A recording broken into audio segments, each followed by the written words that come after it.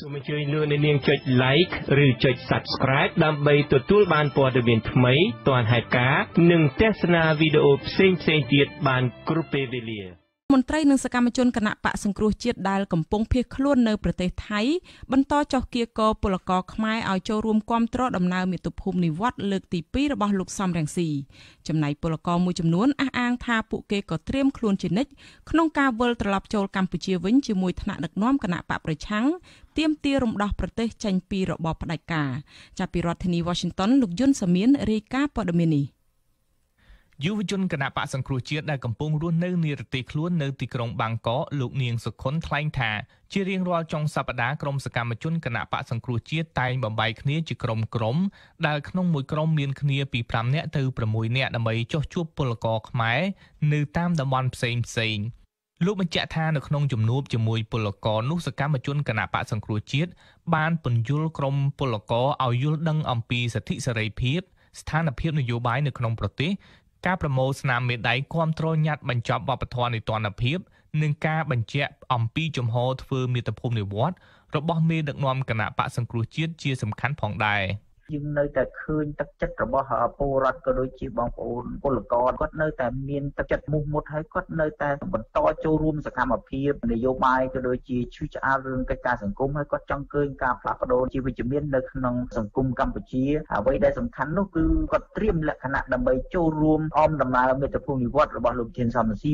ចំណែកសកម្មជនគណៈបកប្រឆាំងមួយរូបទៀតលោកឆាំសុភ័ណ្ឌមានប្រសាសន៍ថានៅថ្ងៃអាទិត្យទី27ខែកញ្ញាខាងមុខនេះក្រុមរបស់លោកនឹងចុះជួបពលករចំនួន5កន្លែងផ្សេងគ្នាក្នុងខេត្តមួយចំនួនរបស់ថៃ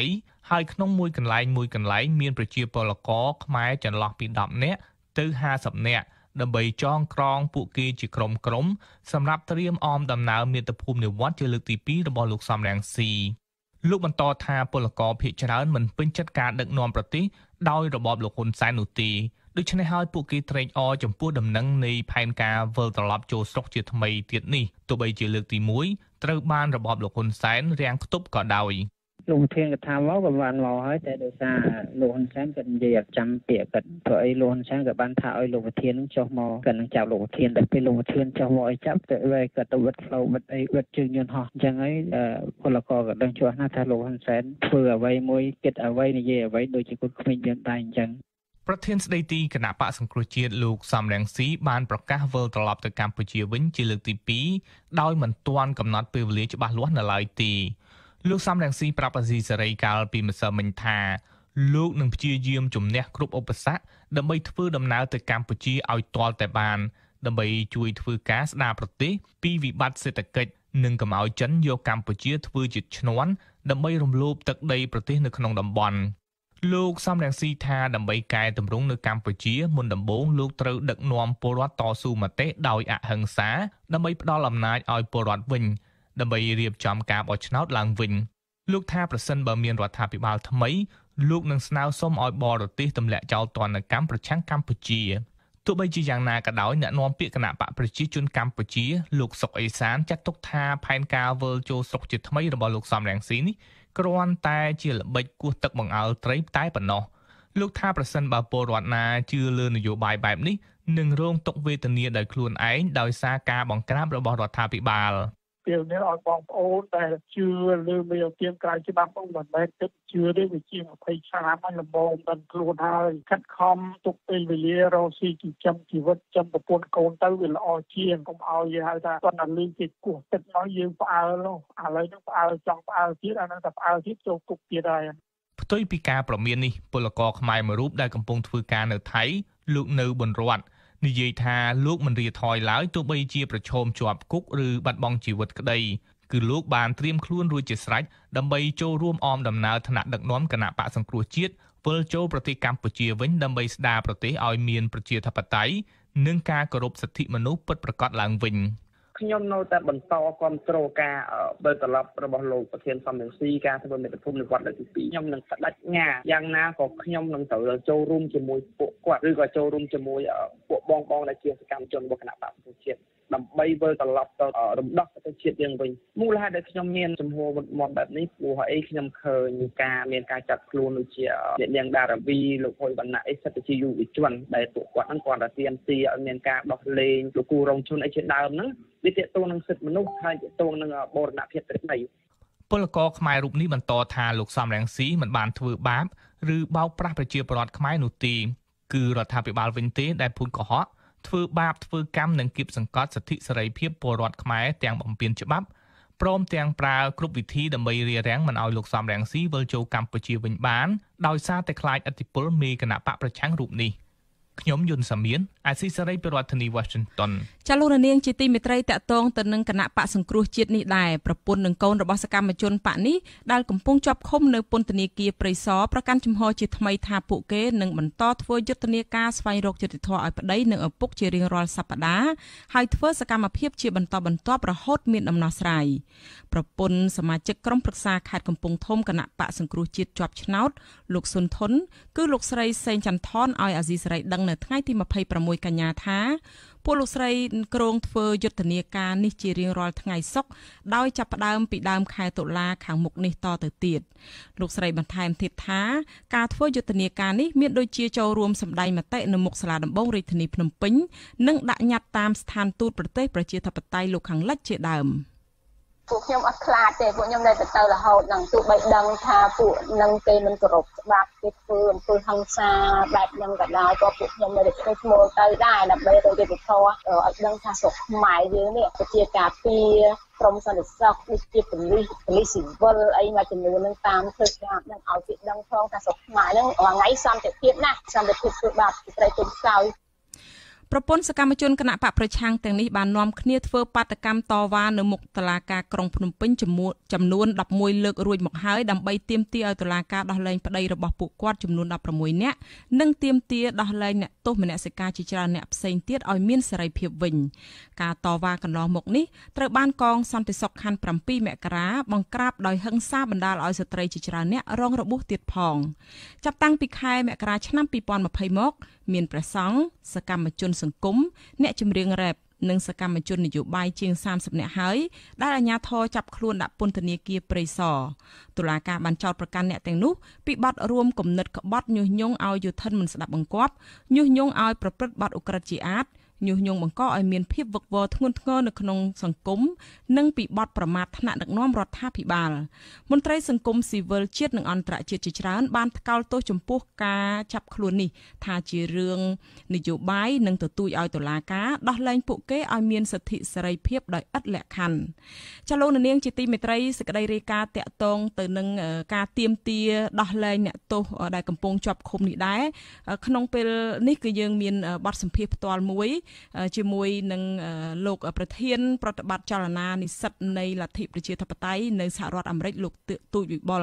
ដែលក្រុមរបស់លោកពលរដ្ឋខ្មែរអាមេរិកក្រុងជួបជុំគ្នាធ្វើបាតកម្មដាក់ញត្តិនៅមុខស្ថានទូតខ្មែរក្នុងរដ្ឋធានី Washington នៅថ្ងៃទី28ខែកញ្ញាសប្តាហ៍ក្រោយនេះដើម្បីទាមទារឲ្យរបបក្រុងភ្នំពេញស្ដារលទ្ធិប្រជាធិបតេយ្យឡើងវិញនិងទាមទារឲ្យដោះលែងអ្នកទោសមនសិការដោយឥតលក្ខខណ្ឌចា៎នេះខ្ញុំបានភ្ជាប់ទូរស័ព្ទទៅលោកទូចវិបុលចា៎ជំរាបសួរលោកទូចវិបុលចា៎បាទសូមជម្រាបសួរបាទចាលោកទូចវិបុលតើសកម្មភាពគម្រោងដែលនឹងធ្វើបាតកម្មនៅថ្ងៃទី28ខែកញ្ញាខាងមុខនឹងមាននរណាខ្លះចូលរួមហើយមកពីរដ្ឋណាខ្លះទៅលោកចាបាទយើងទទួលបានមានសមាជិកនៃក្រុមគ្រួសារជនរងគ្រោះមកពីរដ្ឋអូហាយ៉ូក៏នឹងមកចូលរួមដែរហើយយើងមានបងប្អូនយើងនៅរដ្ឋ Maryland ដែលនៅជិតក្បែរ Washington DC ក៏ទៅចូលរួមហើយយើងមានបងប្អូនស្ម័គ្រចិត្តមួយចំនួនពីខាងរដ្ឋ North Carolina Virginia ក៏ទៅចូលរួមផងដែរបាទចាតកតងទៅនឹងគម្រោងនៃការជួបជុំបាតកម្មនេះគឺថាលោកដឹងហើយនៅក្នុងសម័យកូវីដនេះគឺថាខាងរដ្ឋាភិបាលជាពិសេសច្បាប់ទម្លាប់នៅសហរដ្ឋអាមេរិកនេះគេបានកំណត់មិនឲ្យមានការជួបប្រជុំប្រមូលផ្ដុំគ្នាអីច្រើនទេយ៉ាងហោចណាស់បានត្រឹម50នាក់អីប៉ុណ្ណោះប៉ុណ្ណឹងឯងអញ្ចឹងមានន័យថានឹងមានមនុស្សចូលរួមនឹងប្រហែលជាមិនបានច្រើនដូចសពម្ដងដែលលោកធ្លាប់គៀងកធ្វើបាតកម្មទេបើទុកជាអ្នកខ្លះចង់ចូលរួមក៏ដោយចោះតើ តើខាងក្រមគម្រោងធ្វើបាតកម្មនេះមានយុទ្ធសាស្ត្រយ៉ាងម៉េចនៅក្នុងបរិបទជំងឺ Covid-19 នេះចា៎បាទជាការតន់តើណាស់ហើយខ្ញុំបានដាក់ពាក្យសុំធ្វើបាតកម្មហ្នឹងម្ដងមកហើយគេបដិសេធឲ្យការនោះយើងបានថាមានការចូលរួមយើងចង់បានចំនួនលើសពី200នាក់គេបានបដិសេធដោយសារច្បាប់ជំនាន់ហ្នឹងគេអនុញ្ញាតឲ្យជួបជុំតែ10នាក់ទេមិនឲ្យលើស10នាក់ទេតែឥឡូវនេះគេអាចអនុញ្ញាតមិនឲ្យលើសពី50នាក់អញ្ចឹងទៅយើងក៏កំណត់ការចូលរួមហៅអ្នកមកចូលរួមហ្នឹងនៅក្នុងកម្រិតមួយមិនឲ្យលើសពី50នាក់ហ្នឹងទេបាទប៉ុន្តែជាឆន្ទៈរបស់យើងត្រូវតែធ្វើហើយយើងចង់ឲ្យបងប្អូនទាំងអស់ចូលរួមសម្ដែងមតិទាមទារឲ្យមានការដោះលែងអ្នកទោសមនសិការក៏ដូចជាអ្នកនយោបាយទាំងអស់ដោយគ្មានលក្ខខណ្ឌនឹងជាបន្តផងដែរដោយសារតែយើងមិនអាចបន្តអង្គុយមើលស្ថានភាពប្រទេសជាតិរបស់យើងកំពុងតែធ្លាក់ចុះដុនដាបយ៉ាងជ្រាលជ្រៅបាទចាលោកទូចវិបុលចាលោកទូចវិបុលជំវិញការបាតកម្មនេះដូចលោកមានប្រសាសន៍ចឹងយ៉ាងណាក៏ដោយចុះមិនឃើញមានទំហំនៃការចូលរួមអីច្រើនទេយ៉ាងត្រឹមតែយ៉ាងហោចណាស់ត្រឹមតែ50នាក់អញ្ចឹងអាចនឹងមានយុទ្ធសាស្ត្រអីនាងខ្ញុំនៅតែសួរដដែលថាអាចនឹងមានការផ្សព្វផ្សាយបន្តតាមបណ្ដាញសង្គមឬក៏មានជាយុទ្ធនាការអីផ្សេងទៀតដើម្បីផ្សព្វផ្សាយអំពីការគោលបំណងវត្ថុបំណងនៃការធ្វើបាតកម្មនេះឲ្យវាមានភាពទូលំទូលាយនិងឃើញថាមានការចូលរួមឬក៏ផ្សព្វផ្សាយឲ្យបានកាន់តែច្រើនទៀតណាចាលោកខាងបាទជាការពិតយើងចង់បានការចូលរួមច្រើនប៉ុន្តែអ្វីដែលសំខាន់មិនមែនលើការចូលរួមចំនួនមនុស្សតិចច្រើននោះទេប៉ុន្តែអ្វីដែលសំខាន់យើងត្រូវផ្ញើសាររបស់យើងទៅកាន់កន្លែងដែលមានសារៈសំខាន់ក្នុងការជំរុញឲ្យកម្ពុជាងាកមកគោរពសិទ្ធិមនុស្សងាកមកអនុវត្តនៅគោលការណ៍វិជាធិបតេយ្យឡើងវិញដូចជាកន្លងមកយើងបានផ្ញើលិខិតចំនួន3ច្បាប់ទៅកាន់រដ្ឋមន្ត្រីក្រសួងការបរទេសសហរដ្ឋអាមេរិកយើងក៏ទទួលបានការឆ្លើយតបពីលោកផងដែរហើយពីយើងក៏បានផ្ញើលិខិតទៅកាន់លោកតំណាងរាស្ត្រ Alan Lowenthal ដែលជាអ្នកទទួលបន្ទុកកិច្ចការកម្ពុជានឹងលោកបានចេញសេចក្តីថ្លែងការណ៍ប្រតិកម្មជុំវិញបញ្ហាការចាប់ខ្លួនផងដែរនេះគឺជាតាមពិតទៅគ្រាន់តែជាយុទ្ធសាស្ត្រទី1ដែលយើងចាប់ផ្ដើមធ្វើហើយយើងចង់ទៅមុខស្ថានទូតខ្មែរនេះចង់ទៅរំលឹកចង់ទៅផ្ញើសារម្ដងហើយម្ដងទៀតថាយើងជាពលរដ្ឋខ្មែរនឹងមិនមែនចេះតែចង់តែប្រឆាំងនឹងរដ្ឋាភិបាលលោកហ៊ុនសែននេះនោះទេប៉ុន្តែអិយាបថរបស់ពួកគាត់នៅតែជជែករឹងរូសដើរផ្ទុយពីសេចក្តីពងប្រាថ្នារបស់ប្រជាពលរដ្ឋខ្មែរដែលចង់បានប្រជាពលរដ្ឋខ្មែរចង់បានសុខសន្តិភាពចង់រស់នៅក្នុងជីវភាពសមរម្យថ្លៃថ្នូរហើយជាពិសេសបងប្អូនប្រជាពលរដ្ឋខ្មែរមិនគ្មាននរណាម្នាក់ចង់ទៅធ្វើការនៅប្រទេសថៃនោះទេដែលធ្វើចំណាក់ស្រុករាប់លានអ្នកឯណោះអញ្ចឹងអ្វីដែលបងប្អូនប្រជាពលរដ្ឋខ្មែរចង់បានគឺការមានសេរីភាពពេញលេញនៅក្នុងការបញ្ចេញមតិយោបល់មានការងារធ្វើសមរម្យនៅក្នុងប្រទេសរបស់ខ្លួនដើម្បីបានរឿងអស់នេះអញ្ចឹងប្រមុខរដ្ឋាភិបាលហ៊ុនសែនហ្នឹងត្រូវតែទទួលខុសត្រូវតែស្ដារមុខមាត់ប្រទេសជាតិឡើងវិញហើយបើសិនជាគាត់នៅតែធ្វើអិយាបថបន្តការចាប់ខ្លួនហើយជាពិសេសសូមរំលឹកបន្តិចថាការចាប់ខ្លួនពេលថ្មីនេះគឺជារឿងអាក្រក់បំផុតដោយសារតែយុវជនយុវតីហើយជាពិសេសប្រសង់ចាប់ប្រសង់កើតសរាយយកទៅហើយផ្សឹកទាំងថ្ងៃត្រង់ហើយយកទៅដាក់ពន្ធនាគារនេះគឺជាអិយាបថមួយរំលោភលើគោលការណ៍សិទ្ធិមនុស្សយ៉ាងធ្ងន់ធ្ងរហើយរឿងអស់នេះយើងមិនអាចនៅស្ងៀមបានទេដូចខ្ញុំបានជម្រាបអញ្ចឹងការជួបជុំផ្ញើសារលិខិតទៅកាន់ទូតខ្មែរនេះដើម្បីផ្ញើសារទៅដល់លោកនាយករដ្ឋមន្ត្រីបានដឹងបានលឿននេះគ្រាន់តែជាចំណុចទី1ទេផែនការរបស់យើងមានផែនការបន្តទៅមុខទៀតគឺយើងនឹងសរសេរលិខិតរបស់យើងទៅកាន់អង្គការសហប្រជាជាតិប្រទេសដែលជាហត្ថលេខីនៃកិច្ចព្រមព្រៀងសន្តិភាពទីក្រុងប៉ារីសរឿងមួយទៀតដែលយើងកំពុងតែត្រៀមជាញត្តិហើយគឺយើងនឹងផ្ញើទៅកាន់ក្រុមហ៊ុនដែលធ្វើការរកស៊ីនៅប្រទេសកម្ពុជាដែលជាអ្នកបញ្ជាទិញពីកម្ពុជាមកសហរដ្ឋអាមេរិកក្តីឬក៏ទៅសហភាពអឺរ៉ុបក្តីយើងនឹងធ្វើរឿងនឹងបន្តទៅទៀតហើយយើងប្រហែលជានឹងបន្តបាទយើងនេះគ្រាន់តែជាគម្រោងការគិតនៅក្រុមការងាររបស់ខ្ញុំថា យើងនឹងទៅធ្វើបាតកម្មនៅមុខក្រុមហ៊ុនដែលធ្វើការរកស៊ីផ្ទាល់នៅកម្ពុជាហ្នឹងឲ្យជំរុញស្វែងរកយ៉ាងណាដោះលែងអ្នកទោសនយោបាយទាំងអស់ក្រុមហ៊ុនអ្នកបញ្ជាទិញអញ្ចឹងឯងលោកចាចាក្រុមហ៊ុនអ្នកបញ្ជាទិញមែនទេលោកចាបាទចាចាលោកក្នុងគម្រោងសារនេះក៏ខ្ញុំបានដឹងដែរថាក្រុមអ្នកបាតកម្មទាំងអស់ហ្នឹងក៏នឹងទៅកន្លែងចំនួន2គឺទៅស្ថានទូតខ្មែរប្រចាំនៅរដ្ឋធានី Washington នេះហើយនឹងបន្តដំណើរទៅក្រសួងការបរទេសទៀតហេតុអីបានជាបន្តដំណើរទៅក្រសួងការបរទេសទៀតខ្ញុំដឹងហើយថាស្ថានទូតខ្មែរគឺទៅដើម្បីផ្ញើញត្តិនោះទៅផ្ញើសារបញ្ជូនទៅដល់រដ្ឋាភិបាលចុះចំណែកឯក្រសួងការបរទេសវិញចាក្រសួងការបរទេសគឺយើងចង់ទៅទី1យើងចង់ថ្លែងអំណរគុណដល់លោករដ្ឋមន្ត្រីក្រសួងការបរទេសសហរដ្ឋអាមេរិកផងអំពីអេយ៉ាបតរបស់គាត់អំពីឆន្ទៈរបស់គាត់នៅក្នុងការសេចក្តីប្រកាសថ្លែងការណ៍របស់គាត់ជាផ្លូវការដែលថាសហរដ្ឋអាមេរិកនឹងនៅជាមួយប្រជាពលរដ្ឋខ្មែរជានិច្ចនេះគឺជាអ្វីដែលយើងចង់ទៅថ្លែងអំណរគុណដល់ពួកគាត់ហើយទី2យើងស្នើសុំឲ្យពួកគាត់បន្តធ្វើកិច្ចសហប្រតិបត្តិការឲ្យសកម្មជាងនឹងថែមទៀតដើម្បីជំរុញឲ្យមានការដោះលែងដល់អ្នកទោសមនសិការក៏ដូចជាអ្នកនយោបាយទាំងអស់ហើយជាពិសេសដើម្បីឲ្យមានការកំណែទម្រង់តាមបែបបទប្រជាធិបតេយ្យឡើងមកវិញហើយទី3យើងចង់បង្ហាញបេះដូងប្រជាពលរដ្ឋខ្មែរយើងថាយើងប្រជាពលរដ្ឋខ្មែរយើងពិតជាត្រូវការមិនគ្រាន់តែសហរដ្ឋអាមេរិកទេរួមទាំងអង្គការសហប្រជាជាតិក៏ដូចជាប្រទេសដទៃទៀតដែលស្រឡាញ់ខាងសេរីភាពហ្នឹងឲ្យដឹងថាបេះដូងប្រជាពលរដ្ឋខ្មែរគឺពិតជាត្រូវការឲ្យពួកគេចូលរួមធ្វើអន្តរាគមន៍ដើម្បីស្ដារស្ថានភាពកម្ពុជាត្រឡប់មកវិញបាទចាលោកទូចយោបល់មួយវិញទៀតការប្រមូលផ្ដុំជួបជុំគ្នាធ្វើបាតកម្មបែបនេះលោកយល់ថាមានប្រយោជន៍អីបែបណាទៅនៅក្នុងបរិបទសម័យ COVID-19 នេះអ្នកចូលរួមក៏មានចំនួនមិនសូវជាច្រើនហើយចុះមិនក៏មិនយកញត្តិនឹងទៅដាក់តែម្ដងទៅក៏ក្នុងនៃ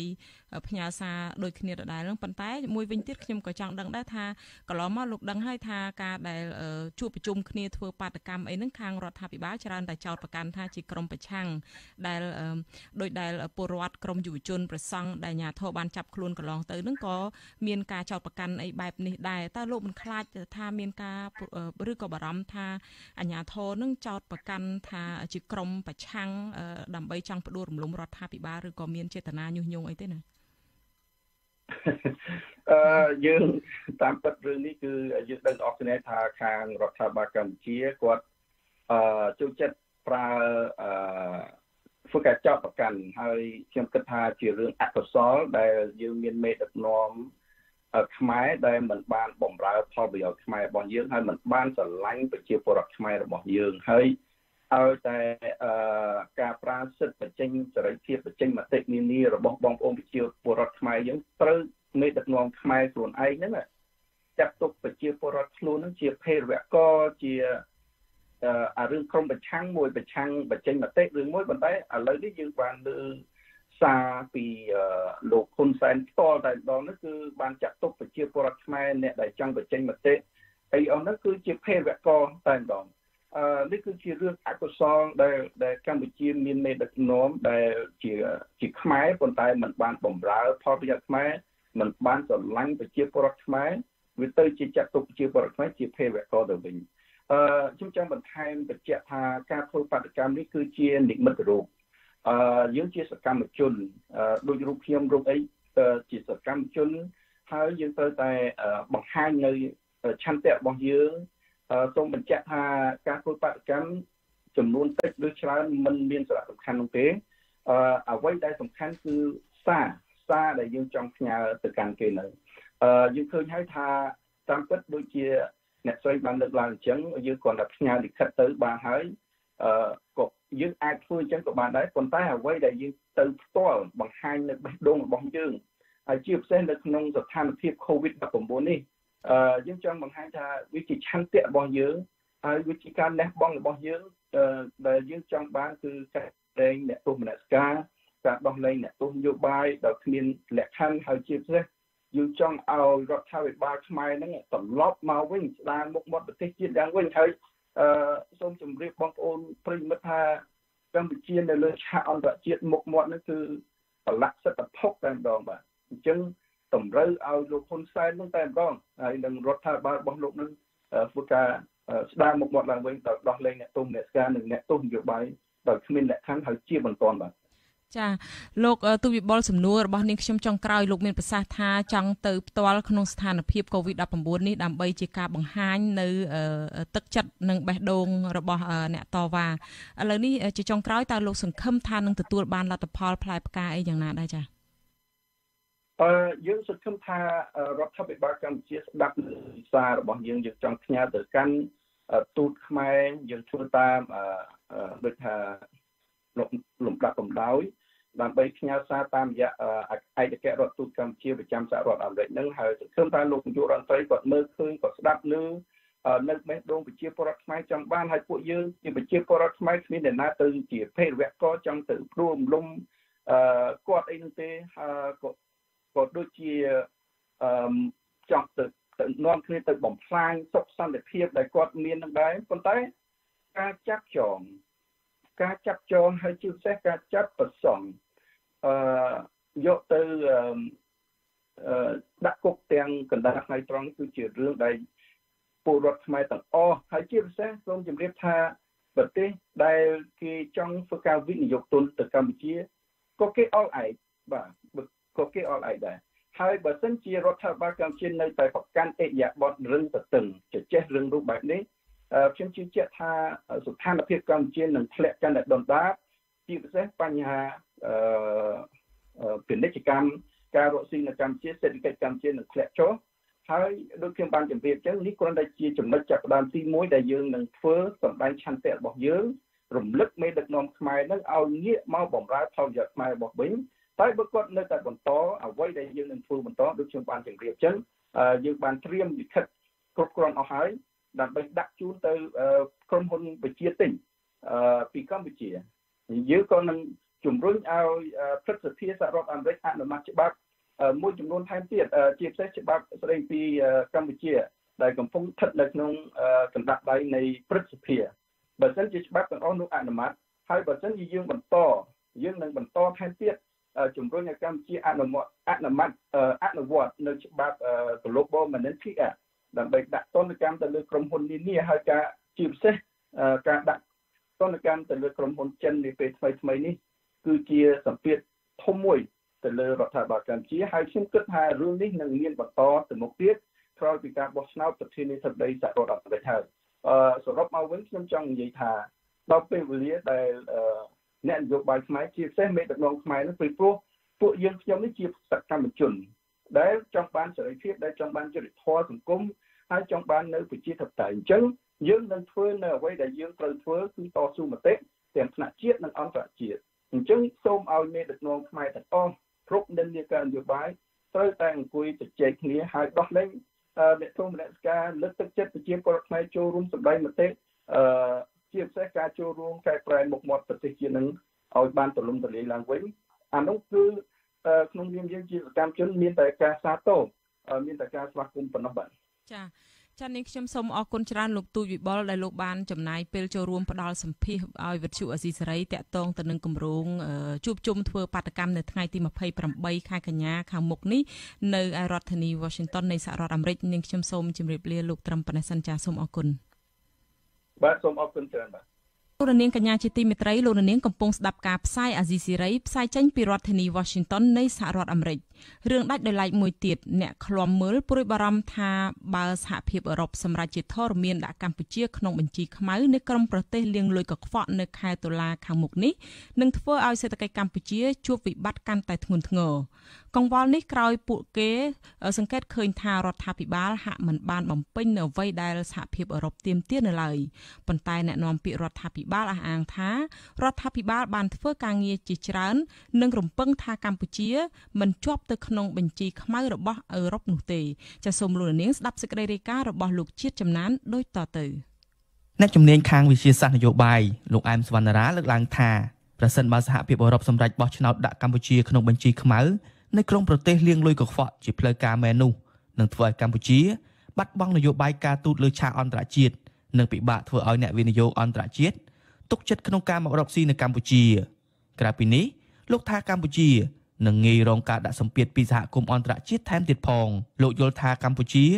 មិនសល់ពេលច្រើនទៀតនៅក្នុងការកែប្រែខ្លួនដូច្នេះលោកថារដ្ឋាភិបាលគួរឆ្លើយតបទៅនឹងអ្វីដែលសហភាពអឺរ៉ុបចង់បាននោះគឺជាការបើកលំហសេរីភាពសិទ្ធិមនុស្សទម្លាក់បទចោទលើសកម្មជនសិទ្ធិមនុស្សសកម្មជនគណបកប្រឆាំងនិងអនុញ្ញាតឲ្យអង្គការសង្គមស៊ីវិលព្រមទាំងអ្នកសារព័ត៌មានឯករាជ្យអាចដំណើរការឡើងវិញគឺកម្ពុជាគេត្រូវសិលិចនៅក្នុងការអំជីខ្មៅការលាងលុយខ្វក់ហ្នឹងហើយយើងអត់ទាន់បានឆ្លងផុតទេព្រោះយើងទាន់បានអនុម័តច្បាប់មិនទាន់បានមានយន្តការណាបង្ហាញថាយើងមានឆន្ទៈប្រកបក្នុងការដោះស្រាយកម្ចាត់សម្អាតលុយកខ្វក់លុយភាវរកម្មអីហ្នឹងទេអាហ្នឹងកង្វល់របស់អ្នកខ្លំមើលបែបនេះក្រោយពីគណៈកម្មការអឺរ៉ុបបានដាក់បញ្ចូលប្រទេសកម្ពុជាចូលក្នុងបញ្ជីខ្មៅនៃប្រទេសលាងលុយកខ្វក់កាលពីខែឧសភាហើយបើគ្មានការកែប្រែនៅក្នុងខែតុលាខាងមុខនេះទេគណៈកម្មការអឺរ៉ុបនឹងប្រកាសជាផ្លូវការនៃការចូលជាធរមាននៃវិធានការនេះឆ្លើយតបនឹងការព្រួយបារម្ភនេះអ្នកនាំពាក្យរដ្ឋាភិបាលលោកផៃស៊ីផានប្រាប់អាស៊ីសេរីថារដ្ឋាភិបាលបានទប់ស្កាត់និងបង្ក្រាបចរាចរណ៍នៃការលាងលុយកខ្វក់នេះលោកអះអាងថាកម្ពុជាបានធ្វើច្បាប់ប្រឆាំងនឹងអំពើលាងលុយកខ្វក់និងចាប់បានជនសង្ស័យជាច្រើនអ្នកបញ្ជូនទៅតុលាការលោករំពឹងថាក្រោយកិច្ចប្រឹងប្រែងនេះកម្ពុជាមិនត្រឹមតែមិនជាប់នៅក្នុងបញ្ជីខ្មៅនោះទេប៉ុន្តែអាចរួចផុតចេញពីបញ្ជីប្រភេទថែមទៀតផងពីព្រោះនៅពេលដែលគេដាក់បញ្ជីប្រភេទនេះដោយសារយើងអត់មានច្បាប់ដែលឆ្លើយតបនឹងបច្ចុប្បន្នភាពនៃពិភពលោកឥឡូវនេះយើងឃើញច្បាប់ឆ្លើយតបនឹងកម្រិតបច្ចុប្បន្នភាពនោះហើយដូច្នេះយើងអត់មានអ្វីគួរបារម្ភទេហើយយើងបានប្រាជ្ញាបានសម្រេចករណីមួយចំនួនណានៅក្នុងតុលាការក្នុងការអនុវត្តច្បាប់នេះឯងកាលពីខែមិថុនាព្រះមហាក្សត្រនរោត្តមសីហមុនីបានប្រកាសឲ្យប្រើប្រាស់ជាប្រញាប់នៅច្បាប់ចំនួន3ដើម្បីប្រយុទ្ធប្រឆាំងនឹងអំពើលាងលុយកខ្វក់ច្បាប់ទាំងនោះរួមមានច្បាប់ស្តីពីការប្រឆាំងការសម្អាតប្រាក់និងហិរញ្ញប្បទានភេរវកម្មច្បាប់ស្តីពីការប្រឆាំងហិរញ្ញប្បទានដល់ការរីកសាយភាយអាវុធមហាប្រឡាយនិងច្បាប់ស្តីពីការជួយគ្នាទៅវិញទៅមកទៅលើផ្នែកច្បាប់ក្នុងវិស័យព្រហ្មទណ្ឌច្បាប់ទាំងនេះត្រូវរបបលោកហ៊ុនសែនធ្វើឡើងភ្លាមក្រោយពីគណៈកម្មការអឺរ៉ុបដាក់បញ្ចូលកម្ពុជាទៅក្នុងបញ្ជីនៃក្រុមប្រទេសលាងលុយកខ្វក់ខណៈដែលកម្ពុជាជាប់ក្នុងបញ្ជីប្រភេទរយៈពេល2ឆ្នាំជាប់គ្នារបស់អង្គការឃ្លាំមើលអំពើលាងលុយកខ្វក់នៅទូទាំងពិភពលោកដែលមានឈ្មោះថា FATF ទោះជាយ៉ាងណានាយកប្រតិបត្តិអង្គការដំឡាភិបកម្ពុជាលោកពេជ្រពិសីសង្កេតឃើញថាការមានត្រឹមតែច្បាប់គឺមិនគ្រប់គ្រាន់នោះទេលោកថាកត្តាសំខាន់ដែលរដ្ឋាភិបាលត្រូវដោះស្រាយបន្តទៅទៀតនោះគឺការកែប្រែទម្រង់ប្រព័ន្ធតុលាការនិងពង្រឹងសមត្ថភាពនិងបច្ចេកទេសលើមន្ត្រីអនុវត្តច្បាប់និងការបើកទូលាយលើសេរីភាពសារព័ត៌មានបញ្ហាសំខាន់មួយទៀតដែលយើងចង់លើកទឹកចិត្តហ្នឹងគឺការអនុវត្តច្បាប់ជាទូទៅប្រទេសយើងមានកង្វះខាតខ្ពស់នៅក្នុងការជំរុញការអនុវត្តច្បាប់ហ្នឹងឲ្យមានសិទ្ធិភាពក្រុមអ្នកសង្កេតការណ៍ពិនិត្យឃើញថាកន្លងមកនេះរដ្ឋាភិបាលលោកហ៊ុនសែនមិនទាន់បានឆ្លើយតបពេញលេញទៅនឹងអ្វីដែលសហភាពអឺរ៉ុបចង់បាននៅឡើយទេផ្ទុយទៅវិញនៅរយៈពេលចុងក្រោយនេះរដ្ឋាភិបាលបានចាប់ខ្លួនសកម្មជនការងារនិងកិច្ចព្រំដែនលោករងឈុន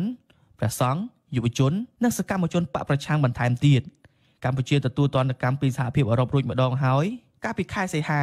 ដោយគណៈកម្មការអឺរ៉ុបប្រកាសជាផ្លូវការអំពីការចូលជាធរមាននៃការដកប្រព័ន្ធអនុគ្រោះពន្ធ EBA 20% ពីកម្ពុជាក្រោយពីរដ្ឋាភិបាលលោកហ៊ុនសែនរំលោភបំពានសិទ្ធិមនុស្សធ្ងន់ធ្ងរជាប្រព័ន្ធលោកអែមសវណ្ណារាថាបើកម្ពុជាជាប់ក្នុងបញ្ជីខ្មៅនេះនឹងរងគ្រោះធ្ងន់ជាងការដកប្រព័ន្ធអនុគ្រោះពន្ធ EBA 20% ទៅទៀតខ្ញុំបាទចិត្តចំណានអាស៊ីសេរីពីរដ្ឋធានី Washington ចាលោកនាងជាទីមេត្រីមន្ត្រីជាន់ខ្ពស់ក្រសួងព័ត៌មានឲ្យដឹងថាសេចក្តីព្រាងច្បាប់ស្តីពីសិទ្ធិទទួលបានព័ត៌មានរងចាំការសម្រេចពីក្រសួងយុតិធធម៌មុននឹងបញ្ជូនទៅទីស្តីការគណៈរដ្ឋមន្ត្រី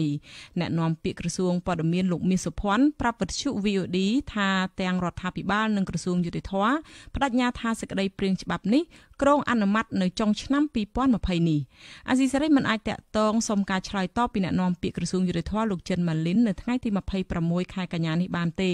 ប៉ុន្តែលោកបានប្រាប់ VOD ថ្មីនេះថាក្រុមការងារក្រសួងយុតិធម៌និងក្រសួងព័ត៌មានកំពុងពិនិត្យមើលពីទោសបញ្ញត្តិក្នុងសេចក្តីព្រាងច្បាប់នេះសេចក្តីព្រាងច្បាប់ស្តីពីសិទ្ធិទទួលបានព័ត៌មានត្រូវបានផ្ដួចផ្ដើមនិងឆ្លងកាត់ការពិភាក្សាពិគ្រោះយោបល់អស់រយៈពេល15ឆ្នាំមកហើយក្រមសង្គមស៊ីវិលធ្លាប់លើកឡើងថាកម្ពុជានៅតែមិនទាន់មានច្បាប់បញ្ញត្តិសម្រាប់ការស្នើសុំព័ត៌មានសាធារណៈនៅឡើយដែលជាមូលដ្ឋានធ្វើឲ្យមន្ត្រីរដ្ឋាភិបាលអាចបដិសេធនៅការផ្ដល់ព័ត៌មានជាសាធារណៈបាន ចាលោកនាងកញ្ញាប្រិយមិត្តស្ដាប់ជាទីមេត្រីអង្គការសង្គមស៊ីវិលដែលធ្វើការជំនួយផ្នែកកសិកម្មជំរុញឲ្យប្រជាកសិកររួមគ្នាបង្កើតជាសហគមន៍ដើម្បីពង្រឹងសិទ្ធិអំណាចខាងអាជីវកម្មដោះស្រាយបញ្ហាខ្វះទីផ្សារនិងការពង្រឹងសេដ្ឋកិច្ចគ្រួសារឲ្យរឹងមាំបានយូរអង្វែងតើការចងក្រងបង្កើតសហគមន៍កសិករនេះទទួលផលប្រយោជន៍អ្វីខ្លះចាលោកនាងនឹងបានស្ដាប់សេចក្តីរាយការណ៍នេះពិស្ដានៅពេលបន្តិចទៀតនេះចាលោកនាងជាទីមេត្រីសេចក្តីរាយការណ៍តាក់ទងទៅនឹងការរីករាលដាលនៃជំងឺ Covid-19 វិញម្ដងក្រសួងសុខាភិបាលនៅថ្ងៃទី26ខែកញ្ញានេះប្រកាសរកឃើញបរិសុទ្ធជនជាតិហុងគ្រីម្នាក់អាយុ70ឆ្នាំដែលបានរត់ចេញពីមណ្ឌលចតាឡេស័កខេត្តសៀមរាបមានផ្ទុកជំងឺ Covid-19 មន្ត្រីសង្គមស៊ីវិលជំរុញឲ្យសមត្ថកិច្ចពង្រឹងវិធានការបន្ថែមទៀតដើម្បីគ្រប់គ្រងការធ្វើចតាឡេស័ករបស់អ្នកដំណើរចាលោកហេងរស្មីរាយការណ៍អំពីរឿងនេះអាជ្ញាធរបានបញ្ជូនបរិសុទ្ធជនជាតិហុងគ្រីរូបនេះទៅព្យាបាលនៅមន្ទីរពេទ្យខេត្តសៀមរាបហើយក្រោយពីរកឃើញរូបគាត់នៅក្នុងផ្ទះវីឡាមួយកន្លែងក្នុងក្រុងសៀមរាបបរិសុទ្ធរូបនេះគឺជាអ្នកដំណើរមកពីប្រទេសបារាំងបន្តជើងហោះហើរតាមប្រទេសកូរ៉េខាងត្បូងមកដល់ប្រទេសកម្ពុជាកាលពីថ្ងៃទី13កញ្ញាដោយលទ្ធផលធ្វើតេស្តលើកទី1មិនមានផ្ទុកជំងឺ Covid-19 នោះទេតែតម្រូវឲ្យធ្វើចតាឡេស័កនៅលើផ្ទះទោះជាយ៉ាងណាក៏ដោយក្នុងអំឡុងពេលធ្វើចតាឡេស័កនេះគាត់បាត់ដំណឹងមិនអាចតាក់ទងបានស្របពេលលទ្ធផលធ្វើតេស្តលើកទី2នៅថ្ងៃទី25កញ្ញាបង្ហាញថាគាត់មានផ្ទុកជំងឺ Covid-19 ក្រសួងសុខាភិបាលបានឲ្យដឹងតាមរយៈសេចក្តីប្រកាសព័ត៌មានថាបុរសរូបនេះបានចាក់ចេញពីទីក្រុងភ្នំពេញនៅថ្ងៃទី16កញ្ញាឆ្ពោះទៅខេត្តសៀមរាបដោយបានម៉ៅតាក់ស៊ីជិះតែម្នាក់ឯងនិងឈប់ចាក់សាំងតែម្ដងគត់នៅតាមផ្លូវដោយមិនមានផលប៉ះពាល់ជាមួយអ្នកណានោះទេក្រសួងបានអះអាងថាបរិសុទ្ធរូបនេះគឺជាបណ្ឌិតវិទ្យាសាស្ត្រសេដ្ឋកិច្ចហើយពេលមកដល់ខេត្តសៀមរាបគាត់បានសង្ងំធ្វើការនៅក្នុងផ្ទះបន្ទាប់មកបរិសុទ្ធរូបនេះបានចាក់ចេញពីផ្ទះទៅទិញផ្ទាំងគំនូនៅគ្រឹះស្ថានអង្គរក្រុងសៀមរាបដោយជិះម៉ូតូកង់3រួចត្រឡប់មកផ្ទះវិញរីឯភរិយារបស់លោកបានចេញទៅផ្សារតែម្ដងគត់ដោយសារតែមានអាហារច្រើននៅក្នុងផ្ទះស្រាប់ក្រសួងសុខាភិបាលបានអះអាងថាអាជ្ញាធរកំពុងស្រាវជ្រាវបន្ថែមរកអ្នកដែលពាក់ព័ន្ធជាមួយនឹងបរិសុទ្ធរូបនេះអាស៊ីសេរីបានព្យាយាមតាក់ទងទៅអគ្គនាយកបច្ចេកទេសសុខាភិបាលនិងជាអ្នកនាំពាក្យក្រសួងសុខាភិបាលអ្នកស្រីអវ៉ាន់ឌិនដើម្បីសុំការបញ្ជាក់រឿងនេះបន្ថែមប៉ុន្តែមិនមានអ្នកទទួលនោះទេប្រធានមជ្ឈមណ្ឌលប្រជាពលរដ្ឋដើម្បីអភិវឌ្ឍនិងសន្តិភាពលោកយងកំឯងមានប្រសាសន៍ថាកម្ពុជានៅមានកំសោយចំពោះវិធានការគ្រប់គ្រងការធ្វើចតាឡេស័ករបស់អ្នកដំណើរដែលអាចឲ្យពួកគាត់រត់គេចខ្លួនបានលោកបន្តថានេះជាហានិភ័យមួយដែលអាចបង្កឲ្យមានការឆ្លងជំងឺ Covid-19 ចូលទៅក្នុងសហគមន៍លោកបន្ថែមថារដ្ឋាភិបាលគួរតែពិនិត្យនិងកែលម្អឡើងវិញធ្វើយ៉ាងណាឲ្យការគ្រប់គ្រងនៅមជ្ឈមណ្ឌលចតាឡេស័កឲ្យមានប្រសិទ្ធភាពដែលអាចធានាថាពួកគេមិនអាចរត់គេចខ្លួនបានហើយគួរតែមានវិធានការសម្របសម្រួលផ្លូវចិត្តដល់អ្នកដំណើរទាំងនោះឲ្យពួកគេអាចទទួលយកបាន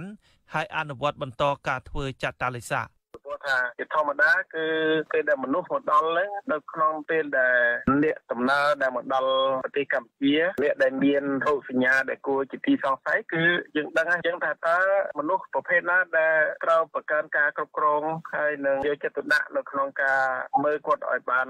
ល្អកុំឲ្យគាត់រត់គេចចេញរួចឬក៏អាចថាគាត់ដើរចេញក្រៅមណ្ឌលចតាឡេស័កដោយមិនទាន់គ្រប់រយៈពេលនៃការកំណត់នឹងបានគិតត្រឹមថ្ងៃទី26កញ្ញាចំនួនអ្នកផ្ទុកជំងឺ Covid-19 សរុបនៅទូទាំងប្រទេសបានកើនឡើងដល់276នាក់ក្នុងនោះអ្នកជាសះស្បើយ274នាក់និងអ្នកដែលកំពុងសម្រាកព្យាបាលនៅមន្ទីរពេទ្យមានចំនួន2នាក់ខ្ញុំបាទហេងរស្មីអាស៊ីសេរីពីរដ្ឋធានី Washington ចាលោករនាងកញ្ញាប្រិមិត្តជាទីមេត្រីសេចក្តីរាយការណ៍តាក់ទងទៅនឹងវិវាទក្រុមហ៊ុនភូមិវប្បធម៌វិញអាជ្ញាធរខេត្តសៀមរាបក៏ហៅបុគ្គលិកក្រុមហ៊ុនភូមិវប្បធម៌ចូលប្រជុំរកដំណោះស្រាយនៅសាលាខេត្តនៅថ្ងៃទី26ខែកញ្ញានេះនិងបានទទួលយកសំណើរបស់តំណាងបុគ្គលិកយកទៅពិភាក្សាជាមួយភាគីនយោជកប្រធានសហជីពក្រុមហ៊ុនភូមិវប្បធម៌កម្ពុជាលោកលឹមសុផាប្រាប់អាស៊ីសេរីក្រោយកិច្ចប្រជុំថាភាគីទាំងពីរយល់ព្រមគ្នាពីចំណុចហើយដោយក្រុមហ៊ុនសម្រាប់បញ្ឈប់បុគ្គលិក ដោយរក្សាទុកបុគ្គលិកទាំងអស់និងរក្សាទុកតួនាទីនិងការិយាល័យសិល្បៈរបស់ក្រុមហ៊ុនដដែលប៉ុន្តែលោកថានៅសល់មួយចំណុចទៀតមិនទាន់ត្រូវរើគ្នាគឺចំណុចកាត់ប្រាក់ឈ្នួលនិងប្រាក់អត្ថប្រយោជន៍ផ្សេងៗលោកថាក្រុមហ៊ុននៅតែរក្សាជំហរមិនបង់ថ្លៃបាយនិងថ្លៃអត្ថប្រយោជន៍ផ្សេងៗឲ្យកម្មករលោកលឹមសុផាប្រាប់ថាតំណាងបុគ្គលិកបានស្នើសុំឲ្យអាជ្ញាធរខេត្តសៀមរាបជួយលើកករណីនេះទៅជជែកជាមួយក្រុមហ៊ុនភូមិវប្បធម៌ដើម្បីបញ្ចប់វិវាទការងារលោកបន្តទៀតថាខាងអាជ្ញាធរខេត្តបានយល់ព្រមជាមួយតំណាងបុគ្គលិកក្នុងការយកករណីនេះទៅជជែកជាមួយនយោជកហើយឲ្យតំណាងបុគ្គលិករងចាំប៉ុន្មានថ្ងៃទៀតនិងប្រាប់អំពីលទ្ធផលវិញក្នុងអំឡុងពេលចរចាគ្នានេះប្រធានសហជីពដដែលប្រាប់ថាខាងកម្មករនឹងនៅតែបន្តតវ៉ានៅខាងមុខក្រុមហ៊ុនគៀកចិញ្ចើមផ្លូវជាតិលេខ6ដដែលលុះត្រាតែមានដំណោះស្រាយទើបកម្មករបញ្ឈប់សកម្មភាពតវ៉ាអាស៊ីសេរីមិនអាចសុំការបញ្ជាក់ពីអភិបាលខេត្តសៀមរាបលោកទាសីហាជាកូនប្រុសរបស់លោកទាបាញ់រដ្ឋមន្ត្រីក្រសួងការពារជាតិនិងជាប្រធានមន្ទីរការងារនិងបណ្ដុះបណ្ដាលវិជ្ជាជីវៈខេត្តសៀមរាបលោកច័ន្ទសុខុមចិន្តាបានទេនៅថ្ងៃទី26ខែកញ្ញានេះភូមិវប្បធម៌គឺជាឈ្មោះក្រុមហ៊ុនរមណីយដ្ឋានទេសចរឯកជនមួយស្ថិតនៅបណ្ដោយផ្លូវជាតិលេខ6នៅភូមិគ្រោះសង្កាត់ស្វាយដង្គមក្រុងសៀមរាបរមណីយដ្ឋានឯកជននេះបើកដំណើរការរយៈពេល17ឆ្នាំមកហើយដោយមានការសម្ដែងរបាំប្រពៃណីនិងការតាំងពិព័រណ៍សម្ភារៈតាក់ទងទៅនឹងវប្បធម៌ខ្មែរថៅកែក្រុមហ៊ុននេះគឺអុកញ៉ាពងខៀវសែបុគ្គលិកជាង70នាក់បាននាំគ្នាតវ៉ាជាង1ខែមកហើយដោយសារតែមូលហេតុអ្នកគ្រប់គ្រងក្រុមហ៊ុនភូមិវប្បធម៌កម្ពុជាបានបញ្ឈប់បុគ្គលិកខ្លះបានកាត់លុយឈ្នួលនិងកាត់លុយអត្ថប្រយោជន៍របស់បុគ្គលិកដោយហេតុផលក្រុមហ៊ុនជួបវិបត្តិដោយសារតែជំងឺរាលដាលនៃជំងឺ Covid-19 ចាលោកនាងជាទីមេត្រីសេចក្តីរាយការណ៍រឿងដាច់ដោយឡែកមួយទៀតតាក់ទងទៅនឹងបញ្ហាពលករខ្មែរនៅប្រទេសថៃវិញម្ដងអាជ្ញាធរថៃបានចាប់បញ្ជូនពលករខ្មែរជាង100នាក់ត្រឡប់មកកម្ពុជាវិញតាមច្រករបៀងព្រំដែនអូបីជាន់នៅក្នុងខេត្តបន្ទាយមានជ័យនៅព្រឹកថ្ងៃទី26ខែកញ្ញានេះស្នងការនគរបាលខេត្តបន្ទាយមានជ័យទទួលបន្ទុកផ្នែកការពារព្រំដែនលោកអ៊ុំសុផលប្រាប់អាស៊ីសេរីថាពលករទាំងនោះចូលទៅធ្វើការនៅប្រទេសថៃដោយខុសច្បាប់ហើយមួយចំនួនត្រូវបានអាជ្ញាធរថៃចាប់ខ្លួននៅតំបន់ព្រំដែននៅក្នុងខេត្តស្រះកែវនិងមួយចំនួនទៀតបានចាប់ខ្លួនក្នុងពេលដែលពួកគេធ្វើដំណើរទៅប្រទេសថៃលោកបញ្ជាក់ថាពលករទាំងនោះភាគច្រើនបានចាញ់បោកមេខ្យល់នាំពួកគេឆ្លងដែនទាំងប្រថុយប្រឋានដើម្បីទៅស្វែងរកការងារធ្វើនៅប្រទេសថៃចាលោកនាងកញ្ញាប្រិយមិត្តអ្នកស្ដាប់ជាទីមេត្រីអង្គការសង្គមស៊ីវិលដែលធ្វើការងារជំនួយផ្នែកកសិកម្មជំរុញឲ្យប្រជាកសិកររួមគ្នាបង្កើតជាសហគមន៍ដើម្បីពង្រឹងសិទ្ធិអំណាចខាងអាជីវកម្មដោះស្រាយបញ្ហាខ្វះទីផ្សារនិងការពង្រឹងសេដ្ឋកិច្ចគ្រួសារឲ្យបានរឹងមាំបានយូរអង្វែងតើការចងក្រងបង្កើតសហគមន៍កសិករនេះទទួលបានផលប្រយោជន៍អ្វីខ្លះចាសសូមលោកនាងស្ដាប់សេចក្តីរាយការណ៍របស់លោកសេចបណ្ឌិតក្រុមមន្ត្រីអង្គការសង្គមស៊ីវិលមើលឃើញថាការចងក្រងបង្កើតសហគមន៍កសិករពួកគាត់ទទួលបានផលប្រយោជន៍ច្រើនជាងកសិករដែលធ្វើការងារដាច់ដោយឡែកពីគ្នាប្រធានសមាគមសម្ព័ន្ធបណ្ដាញកសិករកម្ពុជាហៅកាត់ថា CCFC